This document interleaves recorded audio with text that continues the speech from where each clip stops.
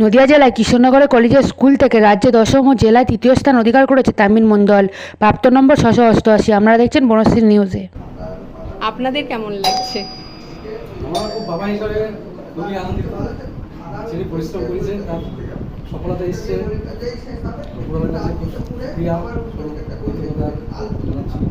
কলেজের স্কুলের তুমি প্রথম হয়েছো, রাজ্যের মধ্যে দশম স্থান অধিকার করেছো।